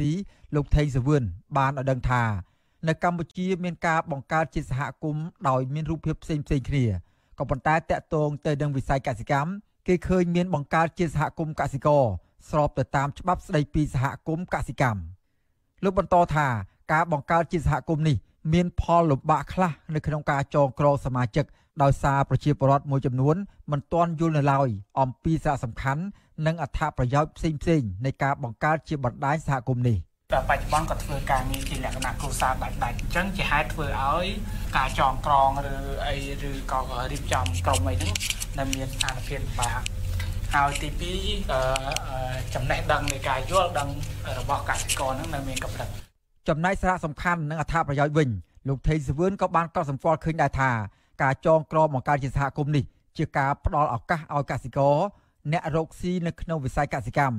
និងអ្នកពាក់ព័ន្ធនានាបានជួបពិភាក្សាគ្នាអំពីការស្វែងរកយុទ្ធសាស្ត្រអាជីវកម្មតម្រូវការចាំបាច់ក្តីកង្វល់នានាដំណោះស្រាយបទពិសោធន៍និងទំនាក់ទំនងគ្នានៅក្នុងមុខរបរកសិកម្មដើម្បីរកមធ្យោបាយកសាងលើកកម្ពស់ជីវភាពសេដ្ឋកិច្ចគ្រួសារនិងសហគមន៍ឲ្យរីកចម្រើនទៅមុខអង្គការសង្គមស៊ីវិលដែលធ្វើការងារជំនួយផ្នែកកសិកម្មផ្សេងទៀតក៏មើលឃើញដែរថាការរួមគ្នាបង្កើតជាសហគមន៍អ្វីមួយនោះ គឺអាចឲ្យអ្នកចូលរួមមានលទ្ធភាពពង្រឹងសិទ្ធិអំណាចខាងអាជីវកម្មអាចរក្សាលំនឹងនៅក្នុងការផ្គត់ផ្គង់តម្រូវការរបស់ទីផ្សារនិងរក្សាតម្លៃរបស់ផលិតផលឲ្យមានស្ថិរភាពឬកិច្ចចេញពីការក្រឡុកទីផ្សាររបស់ក្រុមឈ្មួញមួយចំនួនតើតើនឹងបញ្ហានេះអ្នកជំនាញកសិកម្មនិងទីផ្សារលោកអៀងយ៉ានដែលធ្វើការងារជិតស្និទ្ធជាមួយនឹងកសិករបានកត់សម្គាល់ឃើញដែរថាការចងក្រងក្រុមផលិតជាលក្ខណៈសហគមន៍ដូចជាសហគមន៍ផលិតបន្លែផ្លែឈើចិញ្ចឹមសត្វនិងក្រុមផលិតស្ករត្នោតជាដើមគឺឈានសម្ដៅទៅរកទីផ្សារល្អទូលំទូលាយនិងទទួលខុសត្រូវចំពោះការផ្គត់ផ្គង់តាមតម្រូវការទីផ្សារឲ្យបានជាប់លាប់លោកថាការធ្វើដូច្នេះទៅបានតលតែក្រុមអ្នកផលិតទាំងអស់ចងក្រងគ្នាជាសម្ព័ន្ធនិងមានបណ្ដាញតាក់ទងគ្នាពីតំបន់មួយទៅតំបន់មួយទៀតជាប្រចាំ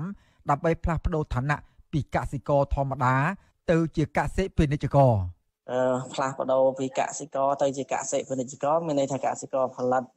ដើម្បីចូលរួមក្នុងការជំនួញ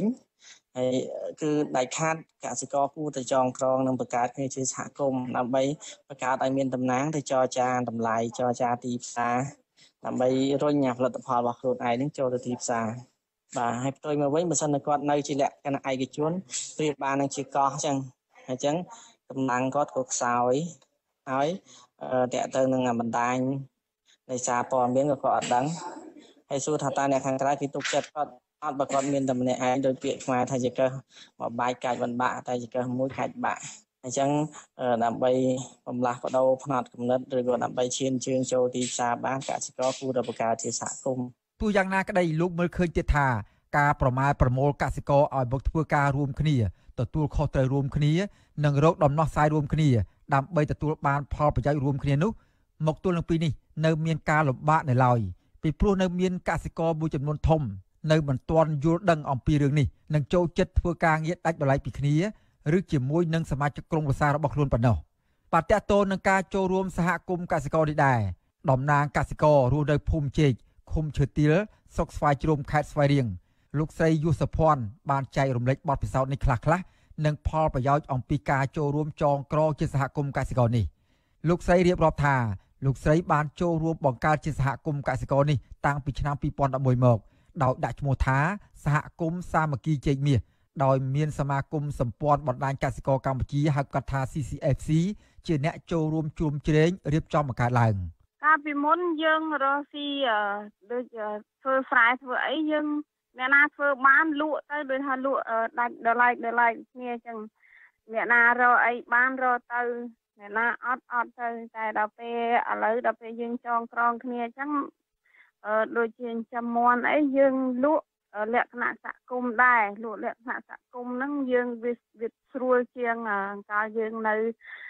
ដាច់ដល់ឡែកគ្នាគ្រូពោះបើយើងចងក្រងជាសហគមន៍មួយបើពេលដែលយើងលក់ទៅយើងមានដូចថាយើងទាមទារតម្លៃអីបានរៀងពាន់បានតិចដោយសារយើងមានសម្លេងច្រើនហើយយើងមានគ្នាច្រើនបើយើងអត់លក់ទាំងអស់គ្នាអញ្ចឹងទៅវាតម្លៃនឹងវាថោកយើងអត់លក់ទាំងអស់គ្នាវាស្រួលដែរកាលពីមុនយើងនៅរ៉ាត់វិញអ្នកណាគេលក់អ្នកណាគេលក់ដល់ពេលយើងចងក្រងយើងមួមាត់គ្នាថាបើតម្លៃប៉ុណ្ណឹងយើងអត់លក់អញ្ចឹងយើងក៏អត់លក់ទាំងអស់គ្នាទៅខាងទីផ្សារខាងឈ្មួញកដាលនៅនេះមានទីផ្សារណាចុះមកទិញយើងទេមានតែឈ្មួញកដាលទិញតគ្នាអញ្ចឹងគេក៏រៀងឡើងតម្លៃដូចមាន់អីរៀងពាន់បាល់ជាងមុនព្រោះតែមុនមានតែឈ្មួញដើរទិញតាមផ្ទះហ្នឹងឈ្មួញដើរទិញតាមផ្ទះឈ្មួញឲ្យប្រមាណប៉ុណ្ណឹងលោកស្រីបន្តថាក្រៅពីនេះទៀតការចូលរួមសហគមន៍ធ្វើឲ្យយើងមានកម្លាំងច្រើននៅក្នុងការជួយគ្នាធ្វើកិច្ចការធំអ្វីមួយបាននិងបានចូលរួមរៀនសូត្រទទួលបានចំណេះដឹងបន្ថែមទៀតតាក់ទងទៅនឹងអាជីវកម្មមានសម្លេងច្រើននៅក្នុងការតស៊ូមតិជាមួយនឹងអាជ្ញាធររដ្ឋាភិបាលទាមទារឲ្យដោះស្រាយបញ្ហាប្រឈមរបស់កសិករចំណែកមន្ត្រីបច្ចេកទេសកសិកម្មនៃអង្គការសេដាក់អ្នកស្រីស៊ិនច័ន្ទអង្គាសាទពន្យល់ដែរថាកសិករគួរតែរួមគ្នាបង្កើតឲ្យមានសមាគមនៅតាមមូលដ្ឋានដោយសារតែមានអត្ថប្រយោជន៍មួយចំនួនដូចជាសហការធ្វើការងាររួមគ្នាការលក់រួមគ្នាសន្សំប្រាក់លក់ទិញរួមគ្នានិងទទួលបានសេវាកម្មរួមគ្នាជាដើមឧទាហរណ៍ការបង្កើតក្រុមសន្សំប្រាក់មនុស្សមួយក្រុមបានដាក់លុយរួមគ្នារួចឲ្យសមាជិកណាម្នាក់ត្រូវខ្ចីលុយយកទៅប្រើប្រាស់វិញបន្ទាប់មកការប្រាក់ទទួលបានសមាជិកក្នុងភូមិចែកគ្នាវិញអត្ថប្រយោជន៍ការប្រាក់ត្រូវបានមកម្ចាស់ខ្លួនវិញ នឹងជួយគ្នាដោះស្រាយភាពខ្វះខាតបានលឿនអ្នកស្រីសង្កត់ធ្ងន់ទៀតថាក្រៅពីនេះនៅមានចំណុចសំខាន់ផ្សេងទៀតនោះគឺត្រូវមានការដឹកនាំល្អនិងមានគោលការណ៍សហការគ្នាឲ្យបានច្បាស់លាស់អ្នកស្រីឲ្យដឹងដែរថាតាមច្បាប់សហគមន៍គឺត្រូវមានមនុស្សចាប់ពី15នាក់ឡើងទៅស្របទៅតាមច្បាប់ស្តីពីសហគមន៍កសិករដែលបានបង្កើតឡើងកាលពីឆ្នាំ2017ខ្ញុំបាទសេកបណ្ឌិតអាស៊ីសេរីពីរដ្ឋធានីវ៉ាស៊ីនតោន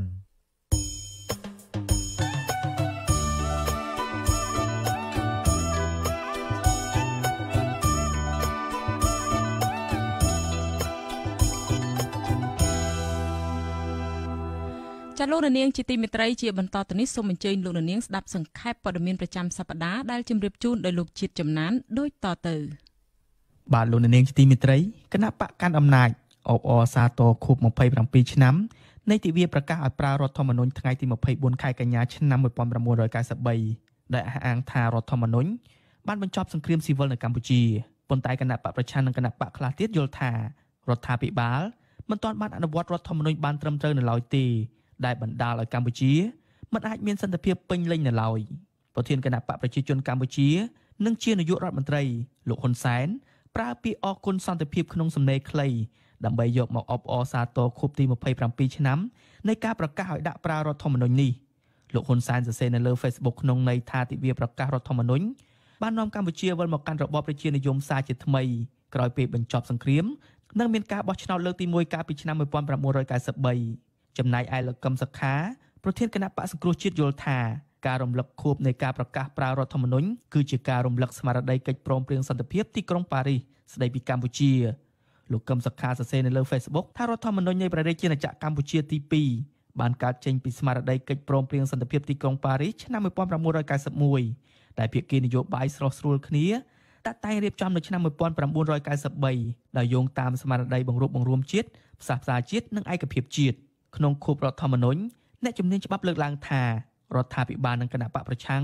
គប្បីនាំគ្នាងាកមកប្រើយន្តការដោះស្រាយវិបត្តិនយោបាយតាមរដ្ឋធម្មនុញ្ញដែលចែងឲ្យអង្គព្រះមហាក្សត្រជាអាជ្ញាកណ្ដាលពួកគេយល់ថាមានតែការនាំគ្នាគោរពរដ្ឋធម្មនុញ្ញឲ្យបានត្រឹមត្រូវទើបប្រជាពលរដ្ឋមានក្តីសុខសាន្តដូចចែងនៅក្នុងរដ្ឋធម្មនុញ្ញតើតើនឹងរឿងគណៈបកប្រឆាំងនេះដែរខ្មែរនៅក្រៅប្រទេសគាំទ្រការវិលចូលស្រុកវិញជាថ្មីរបស់លោកសំរងស៊ីពលរដ្ឋនិងសកម្មជនគណៈបកសង្គ្រោះជាតិដែលកំពុងរស់នៅក្រៅប្រទេសភាគច្រើននៅតែគាំទ្រការវិលចូលស្រុករបស់លោកសំរងស៊ីប្រធានស្ដីទីគណៈបកសង្គ្រោះជាតិសារជាថ្មីប៉ុន្តែពួកគេចង់ឃើញមេដឹកនាំគណៈបកនេះបង្ហាញយុទ្ធសាស្ត្រវិលត្រឡប់មកវិញឲ្យច្បាស់លាស់ជាងមុនទន្ទឹមនឹងការបង្ហាញជំហរគាំទ្ររបស់ពលរដ្ឋនិងសកម្មជនគណៈបកសង្គ្រោះជាតិនៅក្រៅប្រទេសបែបនេះក្តីក៏មានពលរដ្ឋខ្មែរនៅក្រៅស្រុកមួយចំនួនដែលសូមមិនបញ្ចេញឈ្មោះហាក់នៅស្ទាក់ស្ទើរដោយមិនសូវសង្ឃឹមថាលោកសំរងស៊ីអាចចូលស្រុកបានចំពោះគម្រោងវិលត្រឡប់ទៅសង្គ្រោះកម្ពុជាជាលើកទី2របស់លោកសំរងស៊ីនេះអ្នកនាំពាក្យរដ្ឋាភិបាលលោកផៃស៊ីផានចោទប្រកាន់ថាលោកសំរងស៊ីមិនមែនជាបេក្ខជនសម្រាប់ស្វែងរកប្រជាធិបតេយ្យឲ្យកម្ពុជាទេដោយលោកសំរងស៊ីប្រើនយោបាយហិង្សាជានេះទៅទៀតលោកថាគ្រប់អាណត្តិនៃការបោះឆ្នោតលោកសំរងស៊ីតែងតែនាំអំពើហិង្សាបំបែកបំបាក់សាមគ្គីក្នុងសង្គមខ្មែរអ្នកជំនាញខាងវិទ្យាសាស្ត្រនយោបាយលោកអែមសវណ្ណារាសង្កេតឃើញថាប្រទេសថៃនៅតែជាច្រកសំខាន់សម្រាប់លោកសំរងស៊ីក្នុងការឆ្លងកាត់ប៉ុន្តែលោកសង្កេតឃើញថាលោកសំរងស៊ីឬគណៈបកសង្គ្រោះជាតិមិនទាន់ធ្វើការងារការទូតជាមួយប្រទេសនេះនៅឡើយទេអ្នកខ្លំមើលរូបនេះយល់ថាការប្រកាសរបស់លោកសំរងស៊ីនៅពេលនេះអាចជាផែនការប្រមូលសម្លេងគាំទ្ររបស់ខ្លួនបាទប្រធានស្ដីទីគណៈបកសង្គ្រោះជាតិលោកសំរងស៊ីថ្លែងនៅក្នុងវេទិកាអ្នកស្ដាប់វិទ្យុអាស៊ីសេរីកាលពីរាត្រីថ្ងៃទី25ខែកញ្ញាថាលោកនឹងរកវិធីសាស្ត្រដើម្បីត្រឡប់ទៅកម្ពុជាវិញឲ្យទាល់តែបានប៉ុន្តែលោកមិនបានបញ្ជាក់ពីពេលវេលាច្បាស់លាស់នោះទេឥឡូវលើកទី2នេះក៏ខ្ញុំនឹងបង្ហាញថាខ្ញុំអត់មានអ្វីខ្លាចទេខ្ញុំត្រូវតែរកមធ្យោបាយរកបច្ចេកទេសរកលទ្ធភាពណាមួយដើម្បីទៅប្រទេសកម្ពុជាវិញឲ្យទាល់តែបានក្នុងពេលឆាប់នោះទោះជាហ៊ុនសែនខ្លាចស្រមោលខ្ញុំយ៉ាងណាក៏ខ្ញុំនៅតែទៅដើម្បីឲ្យហ៊ុនសែនលួសព្រលឹងអញ្ចឹងហើយបានអ្វីដែលយើងកំពុងតែរៀបចំនេះគឺយើងដកមេរៀនពីបទពិសោធន៍ថ្ងៃ9វិច្ឆិកាឆ្នាំ2019កុំឲ្យហ៊ុនសែនគាត់ឆ្លេឆ្លាគាត់ជួលច្បល់គាត់ប្រកាសបិទអីណាកុំឲ្យខ្ញុំចូលតែខ្ញុំនឹងរកមធ្យោបាយចូលទៅវិញឲ្យទាល់តែបាន ហើយទៅចូលទៅដល់តែម្ដងពេលហ្នឹងយើងនឹងឃើញសល់ខ្មៅហើយពេលហ្នឹងខ្ញុំជាសញ្ញាសម្រាប់ប្រជាពលរដ្ឋខ្មែរឲ្យងើបដើម្បីផ្លាស់ប្ដូរហើយផ្លាស់ប្ដូរតាមរបៀបណាផ្លាស់ប្ដូរតាមរបៀបឆន្ទៈប្រជារាស្ត្រដែលត្រូវសម្ដែងតាមរយៈការបោះឆ្នោតត្រឹមត្រូវបាទតកតនៅរឿងគណៈបកប្រឆាំងនេះដែរប្រពន្ធសកម្មជនបកប្រឆាំងម្នាក់ប្តឹងទៅតុលាការភ្នំពេញរកយុត្តិធម៌រឿងអាញាធរចាប់បោកលើថ្នល់របួសធ្ងន់ក្នុងពេលតវ៉ាប្រពន្ធរបស់សមាជិកក្រុមប្រឹក្សាខេត្តកំពង់ធំជាប់ឆ្នោតលោកស៊ុនធុនគឺលោកស្រីសេងចន្ទថនប្រាប់អាស៊ីសេរីកាលពីថ្ងៃទី25កញ្ញាថាមន្ត្រីតុលាការភ្នំពេញបានទទួលយកបណ្ដឹងរបស់លោកស្រីរួចហើយដោយមានមេធាវីការពារក្តីលោកសំសង្គមបានអមដំណើរលោកស្រីចូលទៅតុលាការស្ត្រីវ័យ44ឆ្នាំរូបនេះចាត់ទុកការប្រើហិង្សារបស់កងសន្តិសុខសាលាខណ្ឌ7មករានេះថាជាការប៉ុនប៉ងសម្រាប់លោកស្រីបញ្ជាក់ថាការប្តឹងនេះដោយចង់ឲ្យតុលាការចាត់វិធានការលើជនល្មើសឲ្យបានធ្ងន់ធ្ងរតាមច្បាប់ដោយពុំមានការលើកលែងនោះឡើយការប្តឹងរកយុត្តិធម៌របស់លោកស្រីសេងចន្ទថននេះមានប្រពន្ធនិងកូនរបស់សកម្មជនគណបកប្រឆាំងប្រមាណ25នាក់ដែលប្តីនិងឪពុករបស់ពួកគេបានជាប់ឃុំចូលរួមផ្តល់កម្លាំងចិត្តដល់លោកស្រីហើយបាននាំគ្នាសម្ដែងមតិស្រែកទាមទារឲ្យមានយុត្តិធម៌សង្គមនៅមុខតុលាការភ្នំពេញទៀតផងបាទតកតទៅនឹងរឿងចិនវិញម្ដងមន្ត្រីសង្គមស៊ីវិលជំរុញឲ្យរដ្ឋាភិបាលបញ្ចេញព័ត៌មានលម្អិតរឿងជួលដីឲ្យក្រុមហ៊ុនចិន UDG ដែលរងទណ្ឌកម្មពីអាមេរិក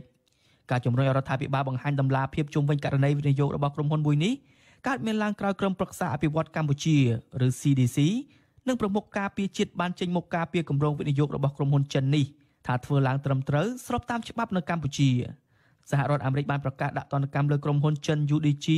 ចូលទៅក្នុងបញ្ជីខ្មៅបង្កកទ្រព្យសម្បត្តិនិងហាមប្រាមមិនឲ្យជនជាតិឬក្រុមហ៊ុនអាមេរិកកាំងបណ្ដាក់ទុនឬរកស៊ីជាមួយកាលពីថ្ងៃទី15ខែកញ្ញាក្រោយរកឃើញថាក្រុមហ៊ុននេះគឺជាក្រុមហ៊ុនរបស់រដ្ឋអំណាចចិនហើយបានពាក់ព័ន្ធនឹងអំពើរំលោភសិទ្ធិមនុស្សច្បាមយកដីពីប្រជាកសិករខ្មែរនិងអំពើពុករលួយក្នុងគម្រោងអភិវឌ្ឍតំបន់តារាសាគរខេត្តកោះកុងភ្លាមក្រោយការដាក់ទណ្ឌកម្មនេះស្ថាប័នជំនាញរបស់រដ្ឋាភិបាលនិងប្រមុខការពារជាតិលោកទាបាញ់ជាជាងឈរនៅខាងពលរដ្ឋខ្មែរជាតិសាសន៍ខ្លួនឯងបានចេញមុខមកការពារក្រុមហ៊ុនចិនមួយនេះថាក្រុមហ៊ុនចិននេះវិនិយោគត្រឹមត្រូវស្របតាមច្បាប់របស់កម្ពុជាទាំងអស់ក្រុមប្រឹក្សាអភិវឌ្ឍកម្ពុជា CDC បដិសេធរាល់ការរកឃើញរបស់អាមេរិកជុំវិញក្រុមហ៊ុនចិនមួយនេះដូចជាករណីដែលបានផ្ដល់ទីតាំងឲ្យក្រុមហ៊ុន UDG នេះធ្វើការអភិវឌ្ឍទំហំលើសពីចំនួនដីសម្បត្តិដែលច្បាប់កំណត់ឲ្យត្រឹមតែ 10000 ហិកតាក្រុមប្រឹក្សាអភិវឌ្ឍ CDC អះអាងថាគម្រោងវិនិយោគរបស់ក្រុមហ៊ុនចិននេះមិនមែនជាករណីទទួលបានដីសម្បត្តិសេដ្ឋកិច្ចឡើយតែជាការជួលទីតាំងយ៉ាងណាស្ថាប័ននេះពុំបានបញ្ជាក់លម្អិតពីរយៈពេលជួលនិងប្រាក់ចំណូលដែលបានមកពីការជួលដីឲ្យក្រុមហ៊ុនចិននេះឡើយបាទនៅឯតំបន់ព្រំដែនកម្ពុជាវៀតណាមឯណោះវិញអាជ្ញាធរខេត្តកណ្ដាលអះអាងថាវៀតណាមបានរុះរើតង់កៅស៊ូចេញដោយដាក់ជំនួសមកវិញនៅសំណង់រឹងមាំសរុប10កន្លែងហើយនៅតំបន់មិនទាន់ឯកភាពគ្នាបោះបង្គោលព្រំដែនស្ថិតក្នុងស្រុកកោះធំនិងស្រុកលើកដែកខេត្តកណ្ដាលអ្នកខ្លំមើលព្រំដែនរិះគន់គណៈកម្មការព្រំដែនកម្ពុជាថាមិនយកចិត្តទុកដាក់ដោះស្រាយបញ្ហានេះហើយតែងតែឆ្លើយដោះសារយករួចខ្លួនអភិបាលខេត្តកណ្ដាលលោកគង់សុភ័ណ្ឌប្រាប់អាស៊ីសេរីនៅថ្ងៃទី23ខែកញ្ញាថាតំបន់ដែលវៀតណាមបោះតង់ចំនួន27ទីតាំងដែលក្នុងនោះមានតង់10កន្លែងឥឡូវវៀតណាមបានសង់ជាសំណង់រឹងមាំធ្វើពីឥដ្ឋចាក់គ្រឹះក្រវ៉ាត់សសរថ្មដំបូលស័ង្កសីកម្ពស់3ម៉ែត្រនិងទំហំ5ម៉ែត្រឆ្ងាយពីខ្សែបន្ទាត់ព្រំដែនមិនទាន់ឯកភាពគ្នា120ម៉ែត្រស្ថិតនៅក្នុងស្រុកលើកដែកនិងស្រុកកោះធំលោកគង់សុភ័ណ្ឌបញ្ជាក់ថាសំណង់រឹងមាំទាំង10កន្លែងនោះគឺវៀតណាមសង់នៅទីតាំងចាស់ដដែលដើម្បីការពារទឹកភ្លៀងរាជអាយោធាកម្ពុជាមិនអាចចូលទៅតំបន់នោះដោយថ្មើរជើងបាននោះទេព្រោះមានទឹកជំនន់នៅរដូវភ្លៀងនេះលោកបញ្ជាក់ថាយោធានិងសមត្ថកិច្ចកម្ពុជាបានហាមវៀតណាមម្ដងហើយម្ដងទៀតឲ្យបញ្ឈប់ការសង់សំណង់រឹងទាំងនោះតែភាគីវៀតណាមបានអង្វរឲ្យកម្ពុជាអនុញ្ញាតឲ្យពួកគេសង់ដើម្បីការពារជំងឺ COVID-19 ពាក់ព័ន្ធនឹងសកម្មភាពរបស់វៀតណាមនេះប្រធានគណៈកម្មាធិការចម្រុះកិច្ចការព្រំដែនកម្ពុជាលោកវ៉ាកំហុងនិយាយយ៉ាងខ្លីថាគណៈកម្មការព្រំដែនមិនទាន់បានចុះទៅពិនិត្យតំបន់ដែលវៀតណាមសង់សំណង់រឹងមាំនៅឡើយទេ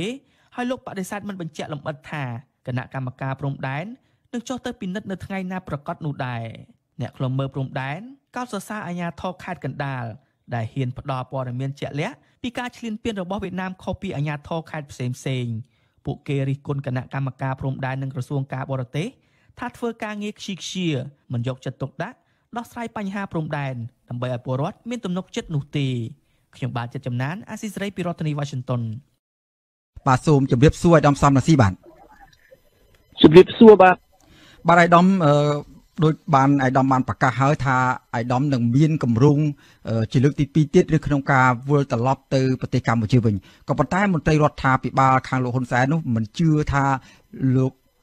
សំរាសីនឹងមានសេចក្តីក្លាហានក្នុងការវិលត្រឡប់ជន់ទឹកដីខ្មែរនោះទេបាទដោយថានេះគ្រាន់តែជាលេសគ្រាន់តែជាការកេងចំណេញទៅលើបញ្ហានយោបាយអីយ៉ាងជាដើមតើលោកមានការបកស្រាយយ៉ាងម៉េចដែរបាទសូមជឿនលោកហ៊ុនសែនគាត់ខ្វះសេចក្តីក្លាហានបើហ៊ុនសែនមានភាពក្លាហានតែបន្តិចបើហ៊ុនសែនមានភាពថ្លៃថ្នូរតែបន្តិចគាត់ត្រូវតែលើកបំរាមដែលគាត់បានដាក់លើក្រុមហ៊ុនអាកាសចរមិនឲ្យខ្ញុំមកប្រទេសកម្ពុជាវិញលោកហ៊ុនសែនបានប្រមានក្រុមហ៊ុនអាកាសចរថាបើក្រុមហ៊ុនណាយន្តហោះណាហ៊ានដឹកសំរងស៊ីចូលមកប្រលានយន្តហោះណាមួយនៅប្រទេសកម្ពុជាគឺគាត់អាចបាញ់ទម្លាក់យន្តហោះនោះឬមួយគាត់អាចដាក់ទណ្ឌកម្មគឺអាចចាប់អ្នកបើកបរយន្តហោះដាក់គុកឬក៏រឹបអូសយន្តហោះរបស់ក្រុមហ៊ុនណាដែលហ៊ានដឹកខ្ញុំចូលមកប្រទេសកម្ពុជាអញ្ចឹងហើយបានអត់មានក្រុមហ៊ុនអាកាសចរណាហ៊ានដឹកខ្ញុំមកប្រទេសកម្ពុជាទេដោយសារការគម្រាមកំហែងរបស់លោកហ៊ុនសែនមានន័យថាលោកហ៊ុនសែនគាត់ខ្លាចសំរងស៊ីគាត់ខ្លាចស្រមោលសំរងស៊ីគឺគាត់ធ្វើម៉េចកុំឲ្យសំរងស៊ីមកនឹងជារឿងមួយទៀតលោកហ៊ុនសែនគាត់បានទៅអង្វរនាយករដ្ឋមន្ត្រីថៃលោកប្រយុទ្ធច័ន្ទអូចាថាឲ្យទប់ស្កាត់ឲ្យរារាំងកុំឲ្យរូបខ្ញុំសំរងស៊ីវិលត្រឡប់មកប្រទេសកម្ពុជាវិញតាមដីគោកគឺដោយឆ្លងកាត់ប្រទេសថៃនឹងសើឲ្យឃើញថាលោកហ៊ុនសែនកំសាកលោកហ៊ុនសែនខ្លាចសំរងស៊ីអីខ្លាចដល់ប៉ុណ្ណឹងបើលោកហ៊ុនសែនគ្រាន់បើឥឡូវនេះប្រាប់ក្រុមហ៊ុនអាកាសចរទូទាំងពិភពលោកថាចង់ដឹកសំរងស៊ីមកប្រទេសកម្ពុជាអត់មានបញ្ហាទេហើយសូមទៅប្រាប់រដ្ឋាភិបាលថៃវិញទៅថាឲ្យសំរងស៊ីធ្វើអីធ្វើទៅគាត់មានលិខិតឆ្លងដែនខ្មែរក៏គាត់មានលិខិតឆ្លងដែនបារាំងក៏គាត់មានដូច្នេះឲ្យគាត់មានសិ